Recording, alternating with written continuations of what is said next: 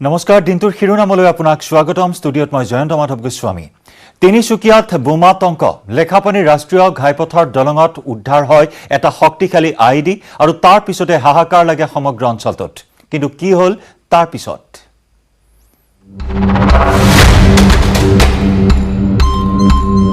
Corona ভীতিৰ মাজতে বোমাত্ৰা তিনিচুকীয়া জিলাৰ লেখাপানীত পুৱাই বিৰাজ কৰিলে চাঞ্চল্য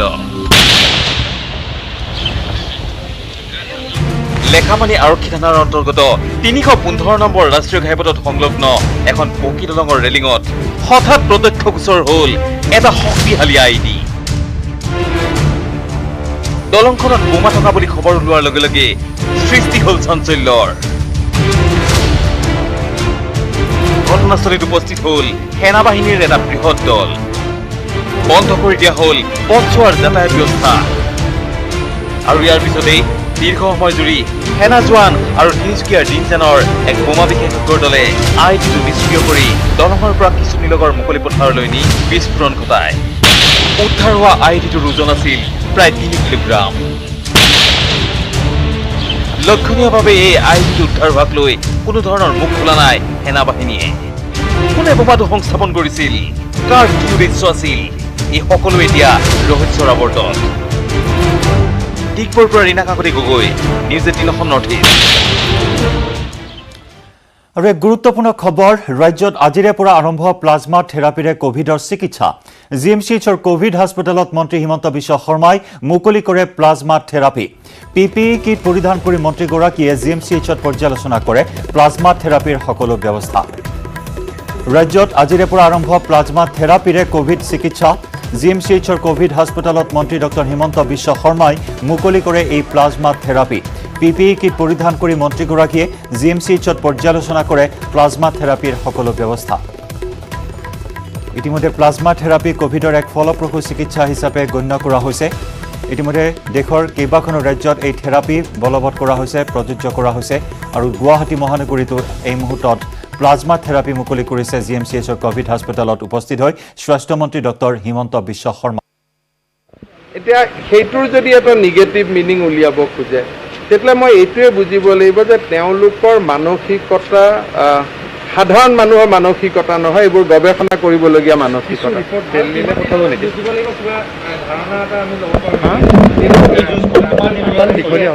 এতিয়া ভেকচিন যেতিয়ালৈকে নোলায় তেতিয়ালৈকে চলি থাকিব কিছু ৰিপৰ্ট দিল্লীলৈ পঠোৱা হৈছে নেকি আজি না আমি সদায় ৩,০০০ ৫,০০০ ৰিপৰ্ট আমি দিল্লীলৈকে পঠাওঁ টোটেল আমি ১৮,০০০ কৰোঁ তাৰে ১৩-১২,০০০ অসমত কৰোঁ ৪-৫,০০০ দিল্লী হায়দৰাবাদ মুম্বাই বিভিন্ন স্থানত পঠাওঁ মই ব্যক্তিৰ কথা একেবাৰে আলোচনা নকৰোঁ মই ব্যক্তিৰ কথা মোৰ আলোচনা মই নকৰোঁ ব্যক্তিৰ বিষয়ে মোৰ আলোচনা কৰাৰ ইচ্ছাও নাই আগ্ৰহো নাই যদি ১৩,০০০ মানুহৰ বিষয়ে কিবা কথা সুধিব লগা আছে সোধক ঠিক আছে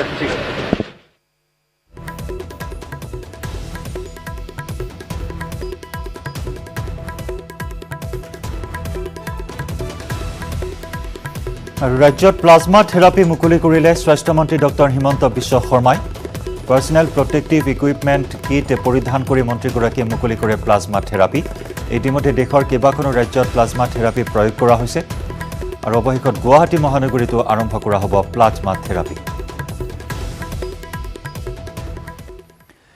বিটু সোণোৱাল আৰু ধৈৰ্য কোঁৱৰ কোভিড পজিটিভ চিকিৎসালয়ৰ পৰিৱৰ্তে উৰে নিশা কটাবলগীয়া হ'ল এমএমচিএইচৰ বাৰাণ্ডাত আৰু এই দুই কোভিড আক্ৰান্তক হাৰাশাস্তি কৰাৰ অভিযোগ উত্থাপিত হৈছে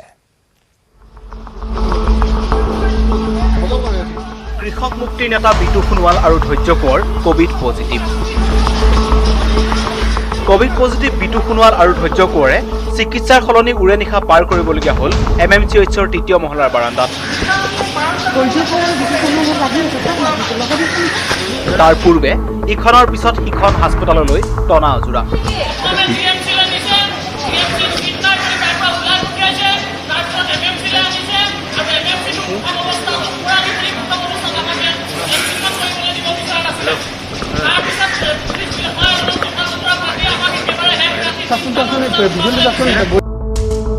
গুৱাহাটী কেন্দ্ৰীয় কাৰাগাৰত বন্দী হৈ থকা দুই কৃষক নেতাৰ দেহত ধৰা পৰিছে কৰোনা ভাইৰাছ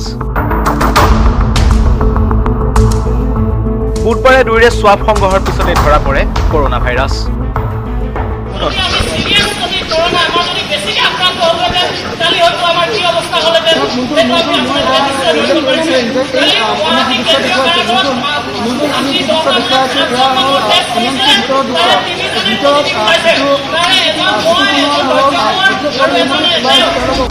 প্ৰথম অৱস্থাত দুয়োকে GMCHলৈ অনা হৈছিল।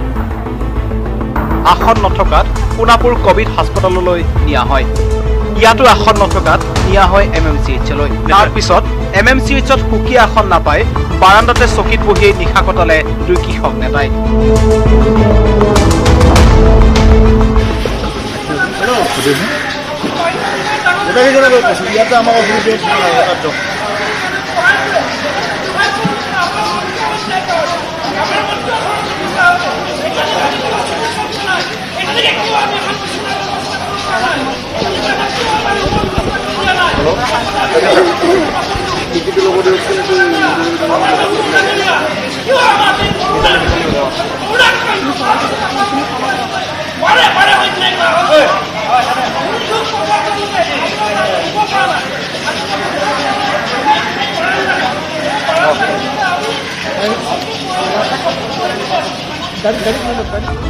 অৱশেষত দুই কৃষক নেতাৰ লগতে প্ৰাক্তন আলফা নেতা অমিত বল্লভ গোস্বামী সহ মুঠ 4 কাৰাবন্দীক GMCHত ভৰ্তি কৰে প্ৰশাসনে।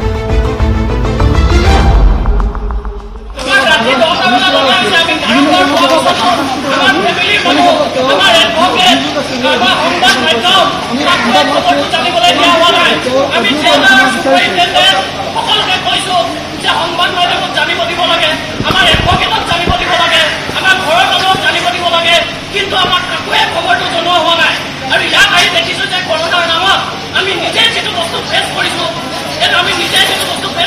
এতিয়ালৈকে যদি কৰোনাৰ ৰোগী হয় আমি যদি পজিটিভ তেতিয়াহ'লে আমি এতিয়ালৈকে 1 ছেকেণ্ডৰ কাৰণে আমি টোপনি মাৰিবলৈ পোৱা নাই। এইটো কেনেকুৱা ধৰণৰ চিকিৎসা হৈছে এয়া অসম মডেল দেখুৱাই হিমন্ত বিশ্ব শৰ্মা ডাঙৰীয়াই টিভিত সদায় ওলাই আছে নেকি? গতিকে ইয়াক চিকিৎসাৰ নামত প্ৰশমন হৈছে এতিয়ালৈকে আমাক এটা ৰুমৰ ব্যৱস্থা কৰি দিবলৈ পৰা নাই। ইফালে কৃষক মুক্তিৰ নেতা দুগৰাকীৰ ভাষ্যৰ বিপৰীতে তেওঁলোকে সুকীয়া কেবিন বিচাৰি চিঞৰ বাখৰ কৰাৰ অভিযোগ তুলিলে MMCH কৰ্তৃপক্ষই। তেখেতসকল আপোনালোকে নিজে শুনা পাইছে তেখেতসকলৰ ইছ্যুৱে হ'ল কেবিন লাগে। আমি বেড তেখেতসকলক প্ৰভাইড কৰিছোঁ। তেখেতসকলে বেডত নাথাকি বিচনাত বাহিৰত বহিছে। সেইটোতো মই কৰিবলৈ একো নাই। আমাৰ ৱাৰ্ডত য'ত খালী আছে তাতহে দিব পাৰিম, য'ত বেড খালী আছে তাতহে দিব পাৰিম। যোনে এস্কৰ্ট কৰি লৈ আছিল তেখেতসকলক মই কৈছোঁ, তেখেতসকলে কৈছে যে ৰাতিপুৱা এই 3 ঘণ্টা আনাদাৰ 3 ঘণ্টামান সময় আছে, 3 ঘণ্টামান আপোনাৰ তাতে ৰাখক, ৰাতিপুৱা আমি শিফটিঙৰ ব্যৱস্থা কৰিম। সেইটো কোভিড ৱাৰ্ডে হয়, সেইটো কোভিড পজিটিভ ৱাৰ্ডে হয়। তাত পেচেণ্ট আহে, এডমিট হয়, স্বাব ৰিপৰ্ট কৰি যেতিয়া প্ৰট'কল মতে ডিছচাৰ্জ কৰা হয়। তেখেতসকলো পেচেণ্ট হিচাপে গণ্য কৰি তেখেতসকলক বেড দিয়া হৈছে। তেখেতসকলক কেবিন লাগে, কেবিনটো নাই, যিটো নাই।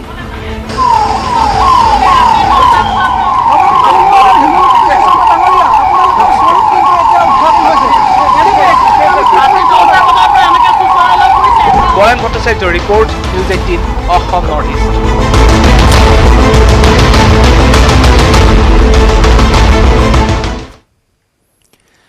লকডাউন ঘোষণাৰ পিছতে যোৰহাটৰ বজাৰত অভাৱনীয় ভিৰ। কৰোনা সংক্ৰমণৰ আশংকাকো নেওচি 7 দিনৰ ৰেচন মজুত ৰখাৰ বাবে বজাৰত হেতা ওপৰা লগালে যোৰহাটবাসীয়ে। বৃহস্পতিবাৰ সন্ধিয়া 7 বজাৰ পৰা 15 জুলাইলৈকে যোৰহাটৰ নগৰ অঞ্চলত বলবৎ হ'ব সম্পূৰ্ণ লকডাউন। মাত্ৰ 6 দিনৰ লকডাউনৰ বাবে বজাৰ কৰিবলৈ যোৰহাট নগৰত দেখা গ'ল গ্ৰাহকৰ অভাৱনীয় ভিৰ। নগৰৰ JB ৰোড আৰু নিউভিল ৰোডৰ মূল পাচলি বজাৰখনৰ সমীপৰ পৰাই বৃহস্পতিবাৰে দুপৰীয়া এজন সংক্ৰমিত ব্যক্তিক এম্বুলেন্স আহি লৈ যায় যদিও বিশেষ কোনো প্ৰতিক্ৰিয়া নাই জনসাধাৰণৰ মাজত। কৰোনা ভাইৰাছতকৈও পাচলিৰ দাম শুনিহে অধিক ভয় খাইছে জনসাধাৰণে। বৃহস্পতিবাৰে যোৰহাটৰ বজাৰত পাচলিৰ মূল্য এনে ধৰণৰ: বিলাহী প্ৰতি কেজিত 80 পৰা 100 টকা, ভাত কেৰেলা 70 পৰা 80 টকা, পটল 50 পৰা 60 টকা, জিকা 40 পৰা 50 টকা, কুন্দুলি 30 টকা, ভেন্দি 40 টকা, অমিতা প্ৰতি কেজিত 40 টকা, তিয়হ 30 টকা, বন্ধাকবি 25 পৰা 30 টকা, তুৰৈ 50 টকা, ৰঙালাও প্ৰতি কেজিত 30 টকা আৰু বেঙেনা প্ৰতি কেজি মূল্য হৈছে 40 টকা। পাচলিৰ নিয়ন্ত্ৰণহীন আকাশলংঘী মূল্যই সাধাৰণ গ্ৰাহকটো বাদে ব্যৱসায়ীসকলকো সচকিত কৰি তুলিছে। বিলাহী 80 টকা আৰু ভাতকেৰেলা 60 টকা, তিয়ঁহ 40 টকা আৰু এইফালে জিকা হৈ গ'ল 40 টকা, ভেন্দি 40 আৰু কেৰেলা 30। আজি বস্তুৰ দাম বেছি দাম মানে হ'লচেলে বেছি। এতিয়া কাষ্টমাৰ বস্তু ল'বই পোৱা নাই ইমান দামত। আমাৰ এতিয়া ক'বলৈ বেয়া হৈছে, এতিয়া মানে দুখীয়া শ্ৰেণীৰ মানুহখিনি এতিয়া ক'বলৈ বেয়া হৈছে যে ইমান দামত বস্তু এটা দাম ৰেট ক'বলৈ দিগদাৰ হৈ গৈছে। আমাৰো বেয়া লাগে, এতিয়া আমিও নিজে চব্জি কাৰবাৰ কৰিছোঁ, এতিয়া দিবলৈ ৰেট যে আমাৰো ক'বলৈ দিগদাৰ হৈ যায়। পাচলিৰ ব্যৱসায়ীসকলে নিজেই ক'বলৈ বাধ্য হৈছে যে পাচলিৰ বজাৰত জুই চাই দাম হৈছে, পাইকাৰী বজাৰতে এই দাম বৃদ্ধি হৈছে।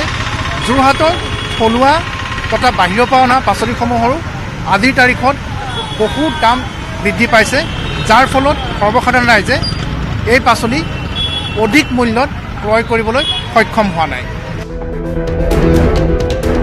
যোগান মন্ত্ৰীগৰাকীয়ে সেয়েহে এবাৰ বজাৰলৈ ওলাই আহি তেওঁ ভাবি থকা মূল্যৰ সৈতে বজাৰৰ মূল্য তুলনা কৰি চাবলৈ আহ্বান জনাইছে জনসাধাৰণে। কাৰণ লকডাউন বুলিলেই বজাৰত এনে বহু সামগ্ৰীৰ মূল্য বৃদ্ধি পায় 20ৰ পৰা 50 টকা পৰ্যন্ত। দোকানীয়ে সুবিধা লৈছে, যিখিনি বস্তু প্ৰায় বস্তুতে আপোনাৰ 20ৰ পৰা 50 টকালৈকে দাম বাঢ়িছে। যোগান মন্ত্ৰীয়ে তেখেতৰ অফিচতহে বস্তু দাম বঢ়া নাই, বাহিৰৰ বজাৰত বাঢ়ি আছে। তেখেতৰ অফিচৰ ভিতৰত তেখেতে দাম নাবাঢ়িব পাৰে, কিন্তু বজাৰত বাঢ়িছে। তেখেতে প্ৰেক্টিকেলি বজাৰলৈ আহক, মানুহ পঠাওক, ডিপাৰ্টমেণ্টক কামত লগাওক, তেতিয়াহ'লে গম পাব। এনেই অফিচত বহি পেলাই কৈ থাকিলে নহয়। প্ৰেক্টিকেলি আপোনাৰ বেপাৰীকে সোধক, হাত খোৱাক সোধক আৰু ৰাইজক সোধক। মুঠৰ ওপৰত লকডাউনৰ সুযোগ লৈ নিয়ন্ত্ৰণহীন হৈ পৰিছে বজাৰ আৰু একাংশ মধ্যভোগী ব্যৱসায়ীয়ে জনসাধাৰণৰ ওপৰত আৰম্ভ কৰিছে লুণ্ঠন। কেমেৰাত পূৰ্ণ বিকাশৰ সহযোগত যোৰহাটৰ পৰা গৌতম বৰাৰ report, news 18 Assam north east. এগৰাকী কিশোৰীৰ মৃত্যুক লৈ নগাঁৱত তীব্ৰ চাঞ্চল্য। দুই বন্ধুৰ সৈতে ফুৰিবলৈ যোৱা কিশোৰীগৰাকী মুমূৰ্ষু অৱস্থাত উদ্ধাৰ হৈছিল ঘৰৰ পদূলিত আৰু তাৰ পিছতে চিকিৎসালয়ত মৃত্যুক আঁকোৱালি লয় 9ম শ্ৰেণীৰ ছাত্ৰীগৰাকীয়ে।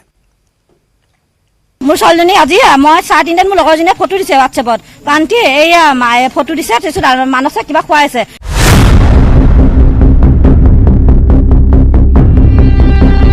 এগৰাকী কণমানি ছাত্ৰী, মৰম লগা এই কণমানি ছাত্ৰীগৰাকী চিকাৰ হ'ল অপমৃত্যুৰ। এই ছাত্ৰীগৰাকীৰ নাম স্নেহা ডেকা। ড্ৰাগছেই কাল হ'ল স্নেহাৰ বাবে। নাইকিয়া হৈছে, এগৰাকী ঢুকালে অলৰেডি।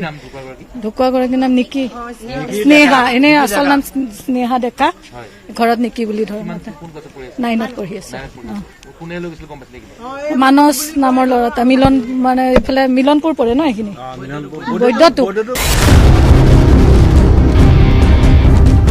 বুধবাৰে নিশা নগাঁৱৰ ফৌজদাৰী পট্টিৰ স্নেহা ডেকা নামৰ এই কিশোৰীগৰাকীৰ মৃত্যুৰ পিছতেই সমগ্ৰ চহৰখনতে সৃষ্টি হৈছে চাঞ্চল্য। প্ৰাপ্ত তথ্য অনুসৰি মানস বৰা নামৰ এজন যুৱকৰ সৈতে বুধবাৰে বিয়লি 3 বজাত ফুৰিবলৈ গৈছিল স্নেহা।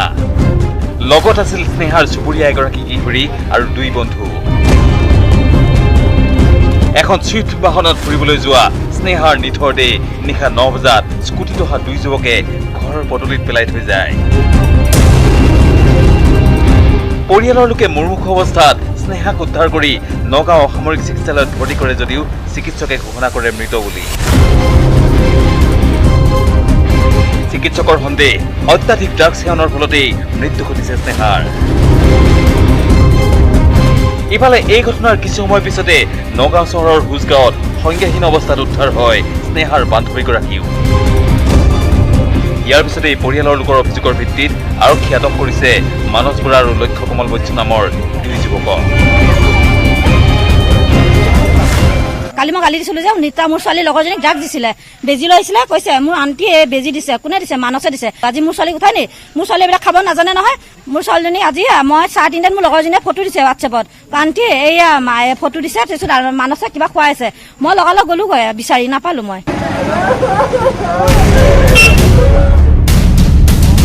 ইফালে ধৃত মানস বৰাৰ অভিযোগৰ ভিত্তিত নগাঁও আৰক্ষীয়ে চহৰখনৰ দাঁতিকাষৰীয়া অঞ্চল চিলিঙনিত অভিযান চলাই নুৰ মহম্মদ আৰু জাইৰুন নেছা নামৰ এক দম্পতীক গ্ৰেপ্তাৰ কৰে। নুৰ মহম্মদৰ ঘৰত আমি তালাচী কৰোঁ। তালাচীৰ অন্তত আমি বহুত পৰিমাণৰ ড্ৰাগছ পাইছোঁ, টকা পাইছোঁ আৰু বিভিন্ন আপত্তিজনক বস্তু পাইছোঁ আমি এই গোটেই এটা বৃহৎ এইটো এটা গেং এইটো ইয়াৰ অন্তৰালত হয়তো আৰু ওলাব পাৰে আমি এটা তদন্ত ইতিমধ্যে চলি আছে আৰু এইবিলাকৰ পৰাই আমাৰ সমাজত অতি এটা এণ্টি ছ'চিয়েল কাম হয় বুলি আমি এটা গম পাইছোঁ প্ৰাপ্ত তথ্য অনুসৰি নুৰ মহম্মদেই মানস বৰাৰ দৰে বহু যুৱকক ড্ৰাগছৰ যোগান ধৰিছিল আৰক্ষীয়ে নুৰ মহম্মদৰ পৰা ব্ৰাউন চুগাৰ আৰু নগদ ৩৮,০০০ টকা উদ্ধাৰ কৰিছে এই ঘটনাৰ পিছতেই এই কথা স্পষ্ট হৈ পৰিছে নগাঁৱৰ যুৱ প্ৰজন্ম এতিয়া ড্ৰাগছৰ কৰাল গ্ৰাহত বন্দী হৈ তিলকৈ ধ্বংসৰ মুখলৈ আগবাঢ়িছে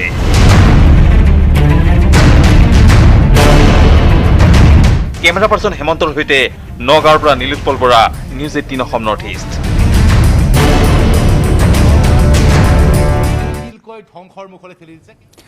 দিনটোৰ শিৰোনামত সময় হৈছে এটি চমু বাণিজ্যিক বিৰতিৰ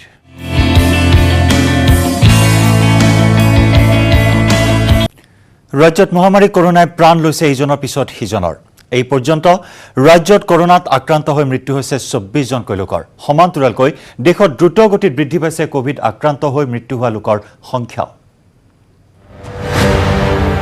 কৰোনাৰ সংহাৰী ৰূপ কৰোনাত আক্ৰান্ত হৈ ৰাজ্যত মৃত্যু ঘটিছে ইজনৰ পিছত সিজন লোকৰ কোভিড আক্ৰান্ত হৈ মৃত্যু কাৰ্বি আংলঙৰ অতিৰিক্ত কৃষি সঞ্চালক ৰাম সিং হানছেৰ কোভিড পজিটিভ ৰাম সিং হানছেক 5 জুলাইত ভৰ্তি কৰোৱা হৈছিল ডিফু মেডিকেল কলেজত স্বাস্থ্যৰ অৱনতি ঘটাত প্ৰেৰণ কৰা হৈছিল জিএমচিএইচলৈ কিন্তু জিএমচিএইচৰ আইচিইউত চিকিৎসাধীন অৱস্থাতেই মৃত্যুমুখত পৰে কাৰ্বি আংলঙৰ অতিৰিক্ত কৃষি সঞ্চালকগৰাকী কোভিড আক্ৰান্ত হৈ জিএমচিএইচৰ আইচিইউত চিকিৎসাধীন হৈ থকা অৱস্থাত মৃত্যু হয় গুৱাহাটীৰ বেলতলাৰ প্ৰসন্ন কুমাৰ হালৈ নামৰ আন এজন ব্যক্তিৰ মৃত্যু হোৱা প্ৰসন্ন কুমাৰ হালৈৰ বয়স ৭০ বছৰ এই দুয়োগৰাকীৰ মৃত্যুৰে অসমত কোভিড-19ত আক্ৰান্ত হৈ মৃত্যু হোৱা লোকৰ সংখ্যা বৃদ্ধি পালে ২৪ জনলৈ ৰাজ্যখনত বৰ্তমানলৈ কোভিড সংক্ৰমিত হৈছে ১৪,০০০ৰো অধিক লোক আনহাতে দেশত দ্ৰুত গতিত বৃদ্ধি পাইছে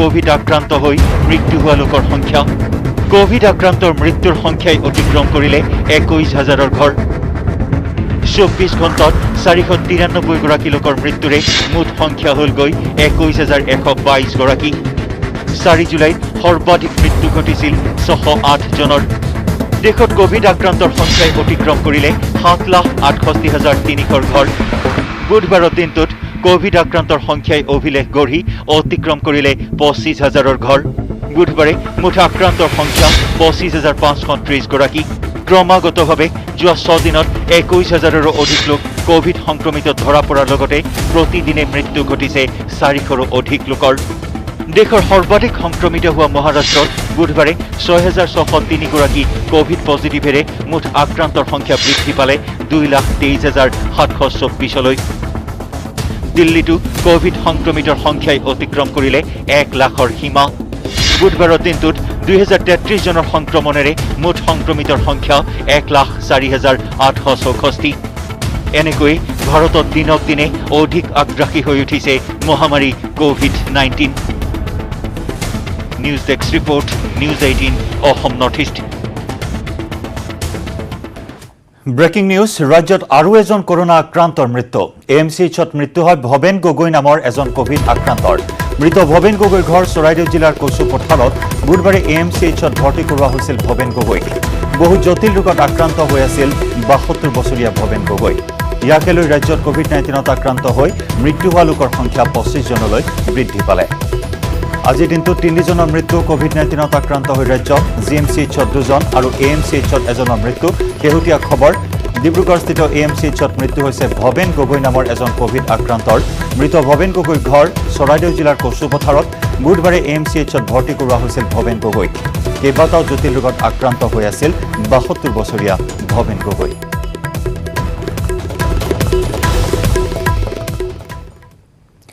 খিলঞ্জীয়াৰ মাটি খিলঞ্জীয়াৰ হাততেই থাকিব কৃষিভূমিত অনুমতি অবিহনে উদ্যোগ স্থাপন নহয় সংবাদমেল পাতি এই কথা ঘোষণা কৰিলে মন্ত্ৰী চন্দ্ৰমোহন পাটোৱাৰীয়ে ক'লে ৰাজ্যৰ বিপুল দাবীত ভূমি অধ্যাদেশ সংশোধনৰ সিদ্ধান্ত গ্ৰহণ কৰিছে ৰাজ্য চৰকাৰে লগতে সংবাদমেলত চৰকাৰ আৰু মুখ্যমন্ত্ৰী সৰ্বানন্দ সোণোৱালৰ প্ৰশংসা কৰিলে মন্ত্ৰী পাটোৱাৰীয়ে 1985 চনৰ পৰা তেওঁৰ অভিজ্ঞতাৰে চন্দ্ৰমোহন পাটোৱাৰীয়ে শ্ৰেষ্ঠ মুখ্যমন্ত্ৰী হিচাপে অভিহিত কৰে মুখ্যমন্ত্ৰী সৰ্বানন্দ সোণোৱালক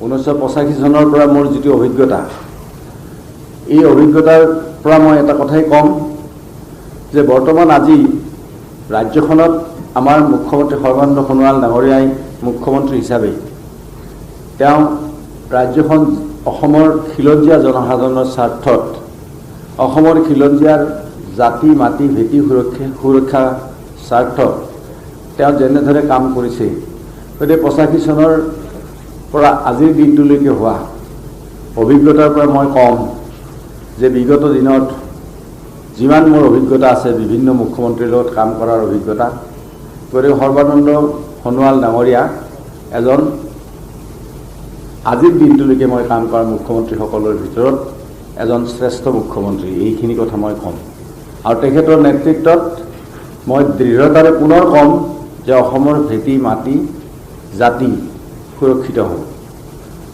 আৰু সুৰক্ষিত থাকিব কাৰণ এইখন চৰকাৰ ৰাইজে পৰিৱৰ্তনৰ কাৰণে বিচাৰিছে আৰু ৰাইজ সকলো অসমৰ ৰাইজ আমাৰ নিজৰ মানুহ আৰু আমিও ৰাইজৰ নিজৰ মানুহ গতিকে আমি এই অসমবাসী ৰাইজৰ স্বাৰ্থত আমি প্ৰতিটো মুহূৰ্ততে আমি তেওঁলোকৰ স্বাৰ্থ সুৰক্ষা কৰাটো আমাৰ প্ৰথম আৰু প্ৰধান কৰ্তব্য বুলি আমি বিবেচনা কৰোঁ আজি আপোনাসকলে জানে যে বিগত দিনত অসমত এটা দীৰ্ঘদিনীয়া আন্দোলন চলিছিল আৰু এই আন্দোলনৰ ফলত আপোনালোকে জানে যে বাংলাদেশী প্ৰব্ৰজনকাৰীৰ কবলত অসম পৰিছিল দীৰ্ঘদিনীয়া এটা অসম আন্দোলন হৈছিল আন্দোলনৰ ফলত এখন চুক্তি হৈছিল আৰু চুক্তিখন ৰূপায়ণৰ ক্ষেত্ৰত বিগত দিনত যেনেধৰণে চুক্তিখন সম্পাদন কৰি অসমৰ জাতি মাটি আৰু ভেটি সুৰক্ষিত কৰাৰ কথাটো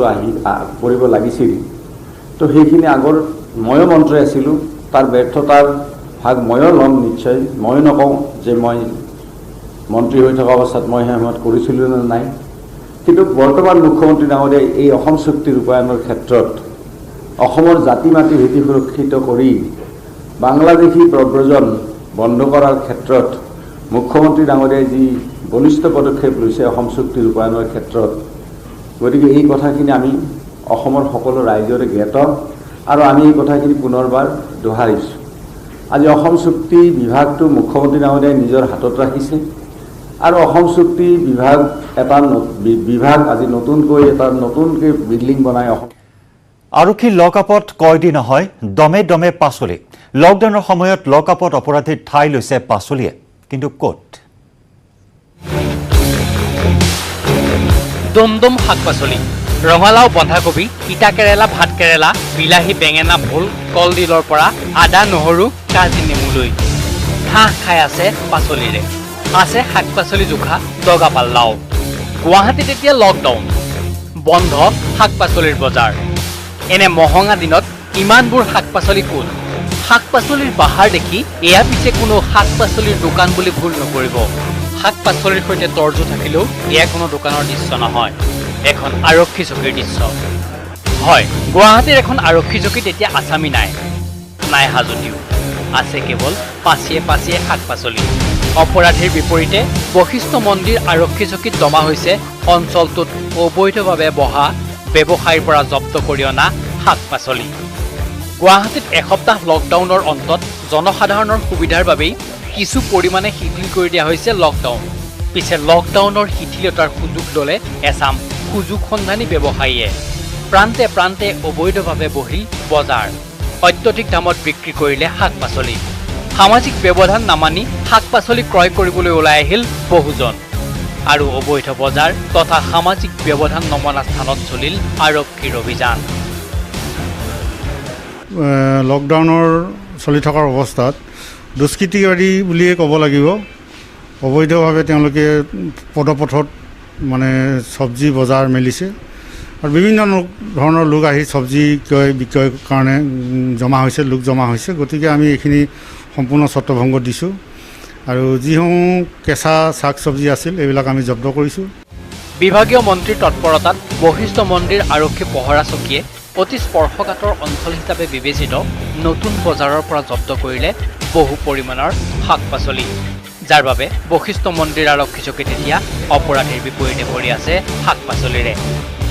বশিষ্ঠৰ পৰা উৎপল হালৈ, নিউজ 18 অসম নৰ্থ ইষ্ট।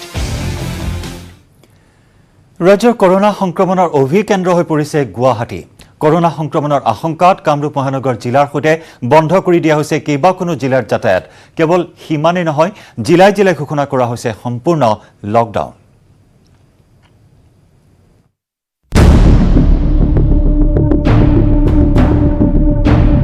আকৌ সম্পূৰ্ণ লকডাউন হ'ব নেকি অসম? ৰাজ্যৰ কোভিড সংক্ৰমণৰ অভিকেন্দ্ৰ হৈ পৰিছে গুৱাহাটী। হটস্পট গুৱাহাটীত প্ৰতিদিনে 5 শতাধিক লোকৰ দেহলৈ সংক্ৰমিত হৈছে কোভিড-19।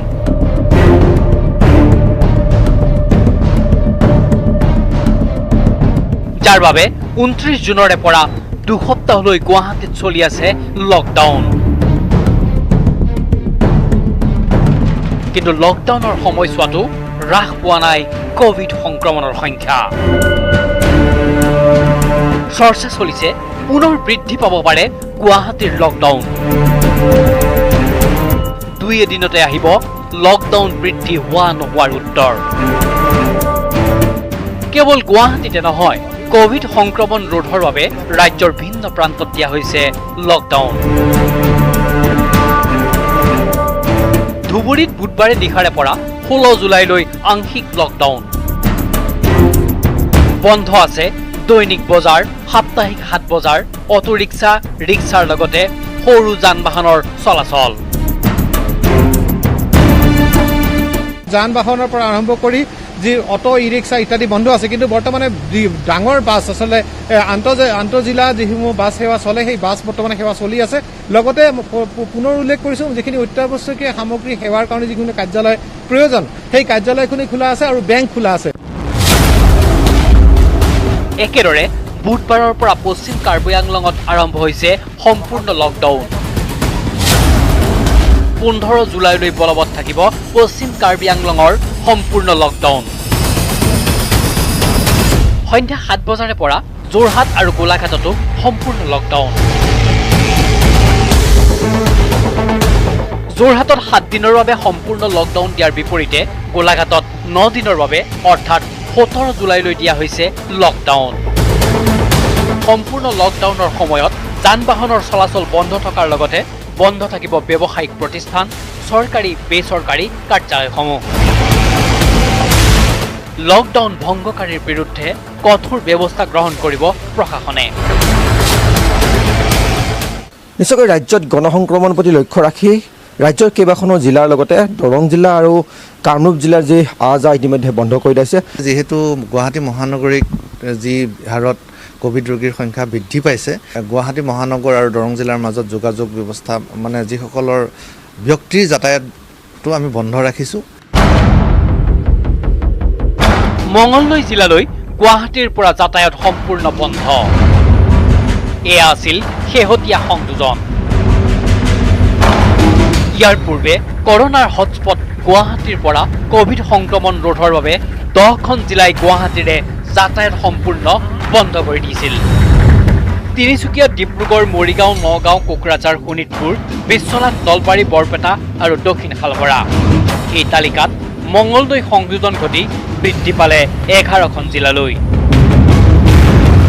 গুৱাহাটীৰ পৰা বা কামৰূপ মেট্ৰ' জিলাৰ পৰা যাতে আন আন জিলাসমূহলৈ এই কৰোনাৰ সংক্ৰমণ হ'ব নোৱাৰে তাৰ প্ৰতি ইতিমধ্যে কেইবাখনো জিলাৰ জিলা প্ৰশাসনে এক পদক্ষেপ গ্ৰহণ কৰিছে আৰু মৰিগাঁও জিলাতো এই পদক্ষেপ গ্ৰহণ কৰা হৈছে। ডিব্ৰুগড়তো আৰম্ভ হৈছে গণসংক্ৰমণ। কোনো ট্ৰেভেল হিষ্ট্ৰী নথকাকৈ ইজনৰ পিছত সিজনৰ দেহলৈ কোভিড সংক্ৰমণ হোৱাৰ খবৰে শংকিত কৰি তুলিছে ডিব্ৰুগড়বাসীকো, যাৰ বাবে সাধাৰণ লোকেই বিচাৰিছে lockdown.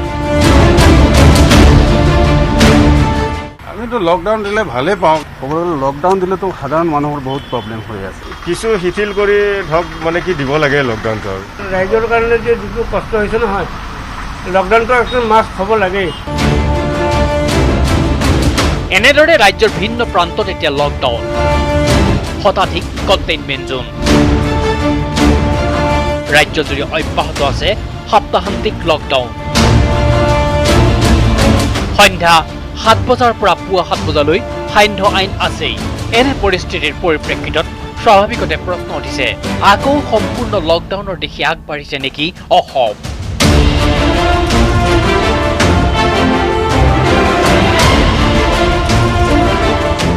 Report news 18 Assam north east.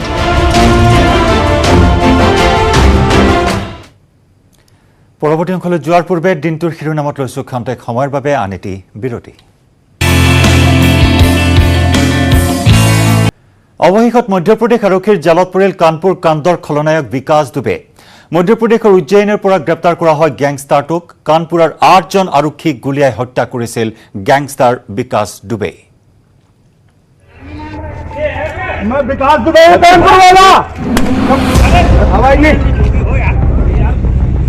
Kanpur কাণ্ডৰ খলনায়ক মোষ্ট ৱান্টেড বিকাশ দুবেক গ্ৰেপ্তাৰ। মধ্যপ্ৰদেশৰ উজ্জয়িনীৰ পৰা গ্ৰেপ্তাৰ কৰা হ'ল বিকাশ দুবেক। মধ্যপ্ৰদেশ আৰক্ষীৰ বৃহৎ সফলতা।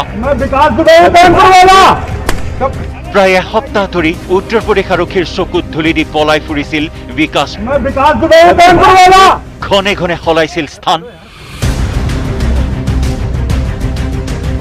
উত্তৰ প্ৰদেশ আৰক্ষী পলাতক বিকাশ দুবেৰ মূৰৰ মূল্য নিৰ্ধাৰণ কৰিছিল 5 লাখ টকা। বিকাশ দুবেক কৰায়ত্ব কৰিবলৈ দেশৰ সৰ্বত্ৰে পেলাইছিল জাল। অৱশেষত মধ্যপ্ৰদেশত এই জালত পৰিল বিকাশ। উল্লেখযোগ্য যে বৃহস্পতিবাৰে পুৱা এই কুখ্যাত গেংষ্টাৰটো উপস্থিত হৈছিল উজ্জয়িনৰ মহাকাল মন্দিৰৰ সমীপৱৰ্তী এটা স্থানত। মহাকাল মন্দিৰৰ সমীপত কুখ্যাত অপৰাধীটোৱে চিঞৰিছিল, মই বিকাশ দুবে বুলি। ততালিকে খবৰ দিয়া হৈছিল আৰক্ষীক আৰু অৱশেষত মধ্যপ্ৰদেশ আৰক্ষীয়ে জালত পেলাই বিকাশ দুবেক। বিগত 3 জুলাইত কানপুৰত সংঘটিত হৈছিল এক লোমহৰ্ষক হত্যাকাণ্ড। 8 গৰাকীকৈ আৰক্ষীক গুলীয়াই হত্যা কৰিছিল বিকাশ দুবেৰ নেতৃত্বত এটা গেংষ্টাৰৰ দলে। আৰু এই ঘটনাৰ পাছতেই উত্তৰ প্ৰদেশ আৰক্ষীৰ মূৰৰ কামৰণি হৈ পৰিল বিকাশ দুবে। 1990 চনৰ পৰা 2020 চনৰ ভিতৰত প্ৰায় 60টাতকৈ অধিক অপৰাধজনিত গোচৰ ৰুজু হৈ আছে বিকাশ দুবেৰ বিৰুদ্ধে। মন্ত্ৰীৰ পৰা আৰক্ষীৰ হত্যাক লৈ কেইবাটাও গোচৰত গ্ৰেপ্তাৰ হোৱা বিকাশ দুবে ৰাজনৈতিক আশীৰ্বাদ পুষ্ট হৈ বাৰে বাৰে ওলাই আহে মুকলি আকাশৰ তললৈ। কিন্তু 3 জুলাই লোমহৰ্ষক হত্যাকাণ্ডৰ পাছতেই তৎপৰ হৈ পৰে আৰক্ষী। বিভিন্ন স্থানত আত্মগোপন কৰি থকাৰ তথ্য লাভ কৰে উত্তৰ প্ৰদেশ আৰক্ষীয়ে। ফৰিদাবাদত এখন হোটেলৰ চিচি কেমেৰাত বন্দী হৈছিল বিকাশ দুবেৰ দৃশ্য। আৰু তাৰ পাছতেই আৰক্ষীয়ে পেলাইছিল জাল। আৰু তেনে সময়তেই 24 ঘণ্টাৰ ভিতৰত আৰক্ষীয়ে এনকাউণ্টাৰত হত্যা কৰে বিকাশ দুবেৰ 3 সতীৰ্থক। বিকাশ দুবেৰ সোঁহাতস্বৰূপ অমৰ দুবে, ঘনিষ্ঠ ৰণবীৰ আৰু প্ৰভাত মিশ্ৰ নামৰ 3 কুখ্যাত অপৰাধীক এনকাউণ্টাৰত হত্যা কৰে আৰক্ষীয়ে। আৰু তাৰ পাছতেই এনকাউণ্টাৰৰ ভয়ত আত্মসমৰ্পণৰ প্ৰস্তুতি চলাই উজ্জয়িনত গ্ৰেপ্তাৰ হ'ল বিকাশ দুবে। निश्चित रूप से बड़ी सफलता पुलिस को मिली है। बहुत क्रूर हत्यारा था ये प्रारंभ से, जैसा बाल्यकाल से इसका जीवन आया। बचपन में भी खून से हाथ धोने वाला बताते थे। पूरे मध्य प्रदेश को पुलिस को अलर्ट किया हुआ था, अलर्ट मोड पर मध्य प्रदेश था। जैसे ही संदेह हुआ तो उज्जैन में महाकाल मंदिर से हमने गिरफ्तार कर लिया है। मध्य प्रदेश पुलिस को मैं सलाम करता हूं। उत्तर प्रदेश पुलिस से उसको डर था, इसलिए वो कहीं बाहर जाना था। नजदीक में बिहार है, लेकिन बिहार में बिहार पुलिस ने, मैंने अपना रुख पहले ही स्पष्ट कर दिया था, इसलिए बिहार में घुसने की उसकी हिम्मत नहीं हुई। उसे लगा कि मध्य प्रदेश थोड़ा दूर है, वहां सुरक्षित रहेंगे, और वो दर्शन करके अर्चना करके महाकाल ने उसको दर्शन ही नहीं दिया। दर्शन करने के पहले पकड़ा गया। मैं विकास Dubey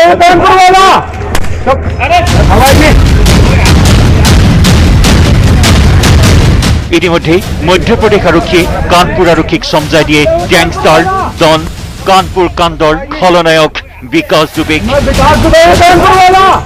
bureau report news 18 Assam north east. পশ্চিম ছিকিমত ভয়ংকৰ ভূমিস্খলনৰ ঘটনা। পথৰ মাজত খহি পৰিল গছ, মাটি, শিল। পথৰ দাঁতিৰ পাহাৰ খহি বন্ধ হৈ পৰিল ৰাজপথ। ৰাজপথ বন্ধ হৈ পৰাত আবদ্ধ হৈ পৰে শ শ যান বাহন। দেখুৱাইছো সেই শিহৰণকাৰী ভূমিস্খলনৰ দৃশ্য।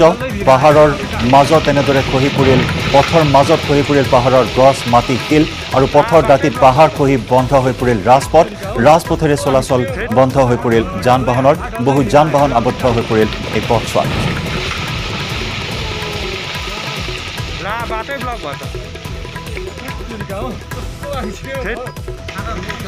আনহাতে ইটানগৰতো ভয়াবহ ভূমিস্খলনৰ ঘটনা। নেৰানেপেৰা বৰষুণৰ ফলত পাহাৰ খহি অহাৰ দৃশ্য বন্দী হ'ল কেমেৰাত। ভূমিস্খলনতে নিমিষতে তছ নছ কৰিলে পকী দেৱাল, পুতি পেলালে এটা পকী পথ। ইটানগৰৰ সমীপৰ জোলাং পথৰ দকুন কলনীৰ দৃশ্য এয়া। এই ভয়াবহ ভূমিস্খলনৰ ঘটনাটোত অৱশ্যে কোনো লোক হতাহত হোৱা নাই। ইটানগৰৰ চেংকি ভিউ আৰু ডিভিজন 4তো দুটাকৈ ভূমিস্খলনৰ ঘটনা সংঘটিত হয়।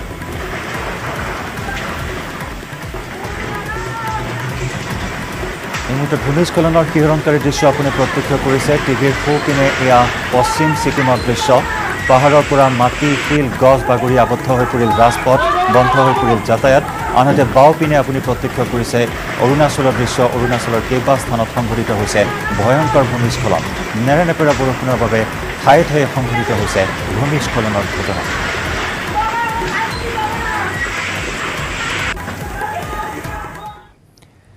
ইফালে বিপদসীমা অতিক্ৰম কৰাৰ দিশে আগবাঢ়িছে অৰুণাচল প্ৰদেশৰ বৃহৎ চিয়াং নৈ। নেৰানেপেৰা বৰষুণৰ ফলত উফন্দি উঠিছে চিয়াং আৰু চিবু কৰং নৈ। চিবু কৰং নৈৰ জলপৃষ্ঠ বিপদসীমাৰ পৰা প্ৰায় 1 চেণ্টিমিটাৰ ওপৰেৰে বৈ আছে, যাৰ ফলত চিবু কৰং নৈৰ পানীয়ে নৈপৰীয়া বহু ঠাই ডুবাই পেলোৱাৰ লগতে কেইবাখনো গাঁৱত বিভীষিকাৰ সৃষ্টি কৰিছে। বৰষুণৰ বাবে হঠাতে বিভিন্ন ঠাই জলমগ্ন হৈ পৰাত বহু লোক আবদ্ধ হৈ পৰাৰ খবৰ পোৱা হৈছে। আৰু পাছিঘাটৰ সমীপত এনেদৰে হঠাতে নৈৰ বাঢ়নি পানীয়ে বহু লোকক পানীৰ মাজত আবদ্ধ কৰি ৰখাৰ আশংকা কৰা হৈছে। আৰক্ষী প্ৰশাসনে ইতিমধ্যে আবদ্ধ হৈ থকা লোকসকলক উদ্ধাৰ অভিযান চলাই উদ্ধাৰ কৰিবলৈ সক্ষম হৈছে।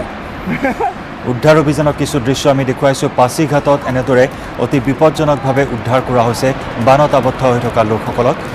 উদ্ধাৰকাৰী দল ঘটনাস্থলীত উপস্থিত হৈ এনে বিভীষিকাময় পৰিস্থিতিৰ মাজৰ পৰা উদ্ধাৰ কৰে বান আক্ৰান্তসকলক।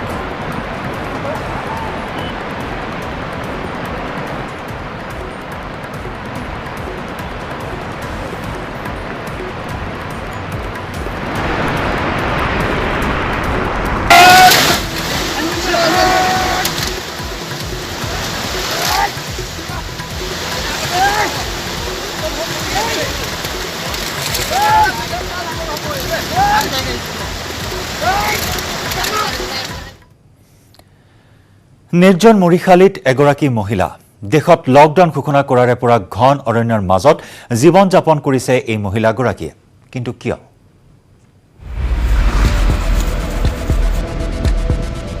গভীৰ অৰণ্য,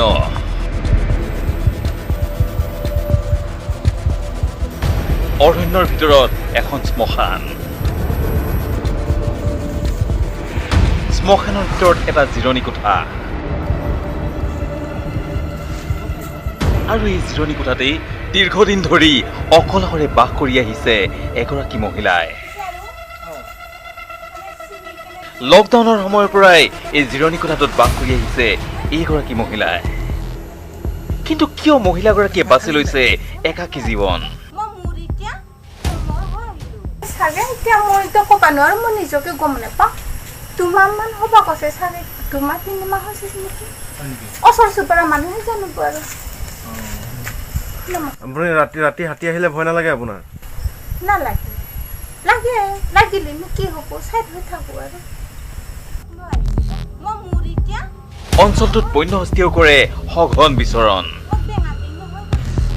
মহানগৰীৰ সমীপৰ সোণাপুৰৰ নিবিৰা আৰু ঘগৰা গাঁৱৰ পাহাৰৰ কাষত অৱস্থিত এই শ্মশানখন। বতাহ, বৰষুণ, অৰণ্যৰ হিংস্ৰ জীৱ জন্তুলৈও ভয় নাই মহিলাগৰাকীৰ। কিন্তু ঘন অৰণ্যৰ ভিতৰত অকলশৰে বাস কৰা এই মহিলাগৰাকীক লৈ চিন্তিত হৈ পৰিছে অঞ্চলবাসী। ইতিমধ্যে স্থানীয় ৰাইজে কথা বতৰাও পাতিছে মহিলাগৰাকীৰ সৈতে। ৰাইজৰ সন্দেহ মানসিকভাৱে ভাৰসাম্য হেৰুৱাইছে এই মহিলাগৰাকীয়ে আৰু সেইবাবেই মহিলাগৰাকীক উদ্ধাৰ কৰি উপযুক্ত চিকিৎসা প্ৰদান কৰি সুস্থ কৰি তুলিবলৈ প্ৰশাসনক আহ্বান জনাইছে স্থানীয় জনসাধাৰণে। তাক যদি ভালকৈ চিকিৎসা যদি পোৱা যায়, মানে মানসিক চিকিৎসা যদি অলপ কৰা যায়, নিশ্চয় তাই ভাল হ'ব, ভালদৰে সমাজত বাস কৰি থাকিব পাৰিব নিশ্চয়। হাতী অহাৰ পিছত মানে মৰি থাকিলে আমাৰো বেয়া লাগিব। তো আমিও এতিয়া লকডাউনৰ সময়ত কোনো টকা পইচা কামাব পৰা নাই, 2-1 টকা সহায় কৰিবৰ কাৰণেও। তো যদি চৰকাৰে যদি বা কোনোবা সদায় ব্যক্তিয়ে এই ক্ষেত্ৰত অলপমান সহায় কৰে, আমিও ভাল পাম। যোৰাবাটৰ পৰা Mousam Baishya, news 18 Assam north east. শেষ অংশলৈ যোৱাৰ পূৰ্বে দিনটোৰ শিৰোনামত লৈছো আন এটি চমু বাণিজ্যিক বিৰতি।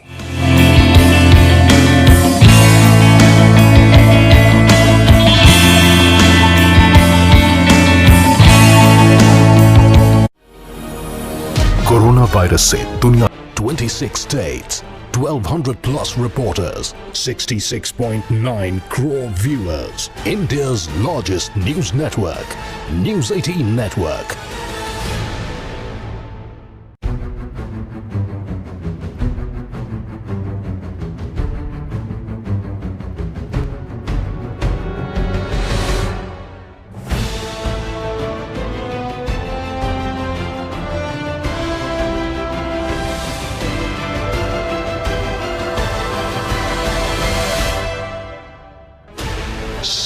channels, 15 languages. কৰোনাৰ সংহাৰৰ মাজতে 2021 বিধানসভা নিৰ্বাচনত তৎপৰতা চলাইছে এতিয়া শাসক বিৰোধীয়ে। কংগ্ৰেছ, বিজেপি, AIDFৰ সমান্তৰালকৈ সাজু হৈছে আঞ্চলিকতাবাদী গণমঞ্চ। কংগ্ৰেছৰ ভাতৃ সংগঠন যুৱ কংগ্ৰেছেও 30টা সমষ্টিত প্ৰাৰ্থিত্ব বিচাৰি প্ৰেৰণ কৰিছে প্ৰস্তাৱ। ওচৰ চাপিছে 2021 চনৰ বিধানসভা নিৰ্বাচন। কৰোনা ভাইৰাছৰ ভয়াৱহতাৰ মাজতে 2021 চনৰ পঞ্চদশ বিধানসভা নিৰ্বাচনৰ বাবে সাজু হৈছে শাসক বিৰোধী। শাসকীয় দল বিজেপিয়ে জনসম্পৰ্ক অভিযান আৰম্ভ কৰাৰ দৰে কংগ্ৰেছে জিলাই জিলাই সাব্যস্ত কৰিছে মূল্য বৃদ্ধিৰ বিৰুদ্ধে প্ৰতিবাদী সভা। আগন্তুক নিৰ্বাচনৰ বাবে কঁকালত টঙালি বান্ধিছে কংগ্ৰেছৰ ভাতৃ সংগঠন অসম প্ৰদেশ যুৱ কংগ্ৰেছেও। যুৱ কংগ্ৰেছৰ ৰাজ্যিক সভাপতি কামৰুল ইছলামৰ মতে আগন্তুক নিৰ্বাচনত যুৱ কংগ্ৰেছে ৰাজ্যৰ 30টা সমষ্টিত দলীয় টিকট বিচাৰিব। কংগ্ৰেছ দলৰ নেতৃত্বই হওক বা আমাৰ প্ৰাক্তন মুখ্যমন্ত্ৰী ডাঙৰীয়া তৰুণ গগৈ ডাঙৰীয়া তেওঁ বাৰে বাৰে কৈছে যে যুৱ প্ৰজন্মক প্ৰাধান্য দিয়া হ'ব। গতিকে আমি আশাবাদী যে বাকী যিবোৰ ৰাজ্যত যেনেকৈ হৈছিল অসমতো একে প্ৰকাৰে মিনিমাম আমি এটা আশা কৰিছোঁ যে 20ৰ পৰা 25টা টিকেট নিশ্চয় আমি পাম। আৰু ইতিমধ্যে তাৰ কাৰণে যা যোগাৰ আমাৰ চলি আছে। বিভিন্ন সমষ্টিত আমাৰ যিসকল তেওঁলোক প্ৰাৰ্থী তেওঁলোকে ভাবিছে খেলিব, তেওঁলোকে ইতিমধ্যে ৰাইজৰ মাজত আছে আৰু এই দুৰ্যোগত তেওঁলোকে ৰাইজৰ সেৱা কৰিবৰ কাৰণে চেষ্টা কৰি আছে।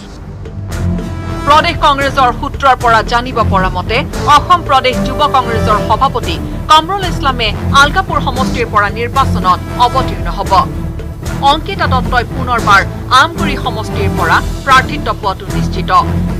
বিফু সমষ্টিত মনভি ৰংপি, বোকাজানত ক্লেণ্ডং ইংটি, ধৰ্মপুৰত ৰাতুল পাটোৱাৰী, ডিগবৈত শিৱনাথ চেতিয়া, জলেশ্বৰত গোলাম কিব্ৰিয়াল, নাওবৈচাত জিতেন কলিতা, ৰঙাপৰাত সুনীল তুৰী, বিলাসীপাৰা পূবত নুৰ ছফিকুল ৱাজেদ, পাথাৰকান্দিত শচীন চাহু, বিজনীত নাছিৰুদ্দিন খান, মৰাণত প্ৰাঞ্জল খাটুৱাৰ, ঢকুৱাখনাত কালিদাস কামান, অভয়াপুৰী দক্ষিণত প্ৰদীপ চৰকাৰ, বটদ্ৰৱাত অভিজিৎ বৰা টিকটৰ অন্যতম দাবীদাৰ। নিৰ্বাচনত প্ৰতিদ্বন্দ্বিতা কৰিবলৈ সাজু হৈছে কামৰুল ইছলামে।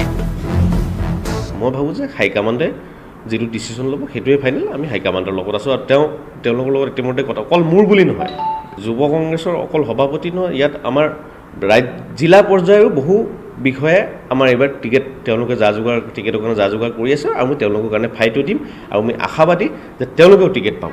নতুন কংগ্ৰেছ নতুন ৰূপত আহিব। 2021 চনৰ বিধানসভা নিৰ্বাচনত যুৱ প্ৰাৰ্থীক অধিক গুৰুত্ব দিব বুলি ইতিমধ্যেই জনাইছে প্ৰাক্তন মুখ্যমন্ত্ৰী তৰুণ গগৈয়ে। কেমেৰা পাৰ্চন নিতুল কৃষ্ণৰ সৈতে Bipul Barman, news 18 Assam north east. এগৰাকী বোৱাৰীৰ ৰহস্যজনক মৃত্যুক কেন্দ্ৰ কৰি উত্তপ্ত কৰিমগঞ্জৰ চান্দশ্ৰী কোনা। স্বামী পৰিয়ালে মহিলাগৰাকীক হত্যা কৰাৰ অভিযোগত ভয়ংকৰ মাৰপিটৰ ঘটনা। ইপিনে আৰক্ষীৰ বিৰুদ্ধে ক্ষোভ উজাৰি ৰাইজে অৱৰোধ কৰিলে ৰাজপথ। বোৱাৰীৰ ৰহস্যজনক মৃত্যুক কেন্দ্ৰ কৰি উত্তাল কৰিমগঞ্জ জিলাৰ চান্দশ্ৰী কোনা। কোঠাৰ ভিতৰত চিপ লৈ থকা অৱস্থাত উদ্ধাৰ হৈছিল এগৰাকী বোৱাৰীৰ মৃতদেহ। এই ঘটনা এক পৰিকল্পিত হত্যাকাণ্ড বুলি অভিযোগ তুলি মহিলাগৰাকীৰ পৰিয়ালে কঁপাই তোলে ৰাজপথ। আৰক্ষী আৰু BSFৰ এক বিশাল বাহিনী লৈ অৱশেষত দণ্ডাধীশে নিয়ন্ত্ৰণ কৰে অঞ্চলটোৰ পৰিস্থিতি।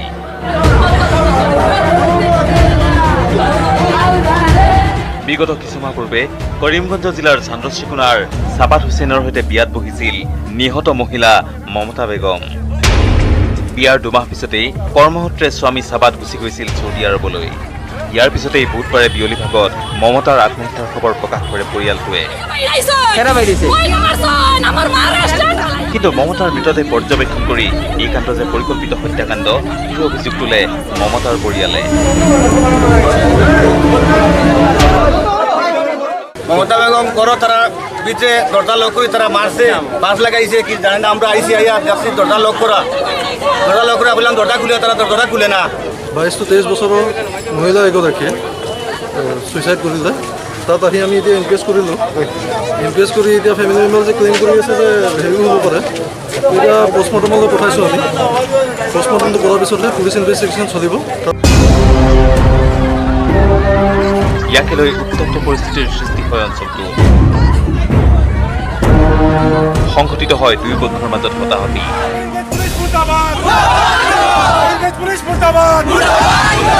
কৰিমগঞ্জৰ পৰা Gourish Nandi, news 18 Assam north east. মহামাৰী কৰোনাৰ আতংকৰ মাজতে মহানগৰীৰ চন্দ্ৰপুৰৰ ঠাকুৰকুছিত বৃহস্পতিবাৰে এটি অচিনাক্ত মৃতদেহ উদ্ধাৰক লৈ সৃষ্টি হয় ব্যাপক চাঞ্চল্যৰ। ঠাকুৰকুছিৰ ৰেল ষ্টেচনৰ পৰা নাতি দূৰৈত ৰেলপথৰ দাঁতিত উদ্ধাৰ হৈছে অচিনাক্ত যুৱকৰ মৃতদেহ। নামনিমুৱা কোনো দ্ৰুতবেগী ৰেলৰ পৰা পৰি যুৱকজনৰ মৃত্যু হোৱা বুলি সন্দেহ প্ৰকাশ কৰিছে ৰেল আৰক্ষীয়ে। প্ৰায় 30-ৰ পৰা 35 বছৰীয়া মৃত যুৱকজনে সামৰিক বাহিনীৰ পোছাক পৰিধান কৰি আছে, যাৰ বাবে মৃত যুৱকজন কোনো সামৰিক বাহিনীৰ জোৱান হ'ব পাৰে বুলিও সন্দেহ প্ৰকাশ কৰিছে অঞ্চলটোৰ একাংশ লোকে।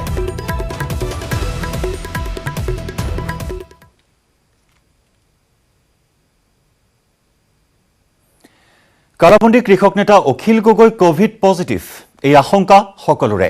গুৱাহাটী কেন্দ্ৰীয় কাৰাগাৰত বন্দী হৈ থকা অখিল গগৈ সঁচাকৈ আক্ৰান্ত হৈছে নেকি কোভিড-19ত?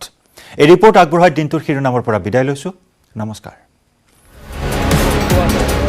অখিল গগৈ কোভিড পজিটিভ, এই আশংকা সকলোৰে। গুৱাহাটী কেন্দ্ৰীয় কাৰাগাৰত বন্দী হৈ থকা অখিলৰ সঁচাকৈয়ে হৈছে নেকি কোভিড-19 পজিটিভ? বিগত কেইবাদিনো ধৰি জ্বৰ কাহত ভুগি আছে কৃষক নেতাজন। অখিলৰ স্বাব সংগ্ৰহ কৰা হয় তৃতীয়বাৰলৈ। এই পৰ্যন্ত অহা নাই শেষৰটো স্বাব সংগ্ৰহৰ ফলাফল। কাৰাগাৰত একেলগে আছিল কৰোনাত আক্ৰান্ত ধৈৰ্য কোঁৱৰ আৰু বিটু সোণোৱাল। আমি সন্দেহ কৰিছোঁ যে চৰকাৰখনে কাৰাগাৰৰ ভিতৰত অখিল গগৈৰ লগতে প্ৰত্যেকজন কাৰাবন্দীক স্বপ্ৰয়োজনীয় হত্যা কৰা ষড়যন্ত্ৰ ৰচনা কৰিছিল। আৰু তেখেতসকলে ভাবিছিল যে স্বপ্ৰয়োজনীয় হত্যা কৰাৰ পিছত এটা টেষ্ট লিষ্ট দিবতে কৰোনাত মৃত্যু হ'ল বুলি ৰাইজক আভুৱা ভৰাৰ এক পৰিকল্পনা হাতত লৈছিল। ইফালে কাৰাবন্দী অখিলৰ জামিন আবেদন নাকচ কৰে উচ্চতম ন্যায়ালয়ে। অখিল গগৈৰ মুক্তিৰ দাবীত গৃহভূমি মৰিয়নিৰ চেলেংহাটত প্ৰতিবাদ। আটাশীয় মানৱ শৃংখলৰ কাৰ্যসূচীৰে সাব্যস্ত কৰে প্ৰতিবাদ। অখিল গগৈতকৈ বহু ভাগা ভাগা কাৰাবন্দীক ইতিমধ্যে চৰকাৰে মুকলি কৰি দিছে, কিন্তু অখিল গগৈক এই যি পেণ্ডামিক কোভিডৰ সময়তো তেওঁক মুকলি কৰি দিয়া নাই আৰু তেখেতক উন্নত চিকিৎসা প্ৰদান কৰা হোৱা নাই। আৰু আমি গভীৰ উদ্বেগেৰে কথাখিনি লক্ষ্য কৰিছোঁ। অসম চৰকাৰক আমি আহ্বান জনাইছোঁ, সতৰ্ক কৰি দিছোঁ যে আপোনালোকে যদি অখিল গগৈৰ এই গগৈ উপাধিটোৰ কাৰণে যদি এটা আক্ৰোশমূলক আপোনালোকে স্থিতি গ্ৰহণ কৰিছে তেনেহ'লে সাৱধান। গোলাঘাটতো AJYCP আটাচুকে ধৰি 10 সংগঠনৰ প্ৰতিবাদ। মানৱ শৃংখল কাৰ্যসূচীৰে সাব্যস্ত হয় এই প্ৰতিবাদী কাৰ্যসূচী। শীঘ্ৰেই মুক্তি আৰু সুচিকিৎসাৰ দাবীত সাব্যস্ত কৰা হয় প্ৰতিবাদ।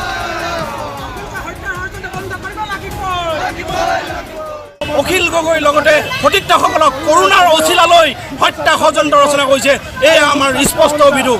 সেইকাৰণে আমি দাবী জনাওঁ, আপোনালোকৰ এই ষড়যন্ত্ৰ বন্ধ কৰক।